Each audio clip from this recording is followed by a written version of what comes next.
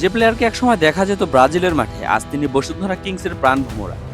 তার পায়ের জাদুতে কাঁপে বিপক্ষের ডিফেন্স, আর এবার বাংলাদেশ জাতীয় দলের হয়ে খেলতে পারেন এই ফুটবল শিল্পী রবিনহো। শুধু গুজব নয়, এই খবর নিয়ে এখন ফুটবল মহলে চলছে জোরালো আলোচনা। কিভাবে সম্ভব? পেছনের গল্পটা রীতিমতো সিনেমার মতোই। নাম Robinson Robinho, position attacking midfielder. একসময় খেলেছেন ব্রাজিলের ফ্লুমিনেন্সে, আর এখন বাংলাদেশ প্রিমিয়ার লিগে বসুন্ধরা কিংসের বড় তারকা। তার খেলা মানে ভিন্ন কিছু, দ্রুত ড্রিবল, নিখুঁত পাস আর আচমকা শট, প্রতিপক্ষের জন্য এক আতঙ্কের নাম।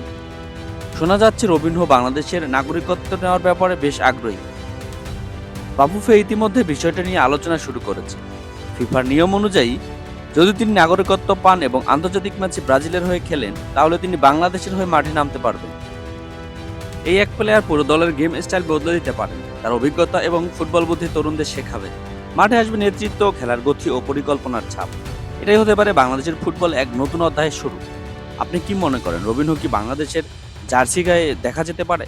আপনার মতামত লিখুন নিচে কমেন্টে। ভিডিওটি ভালো লাগলে লাইক দিন, বন্ধুদের সাথে শেয়ার করুন। আর ফুটবলের বড় বড় আপডেট পেতে চ্যানেলটি সাবস্ক্রাইব করে আমাদের সঙ্গে থাকুন।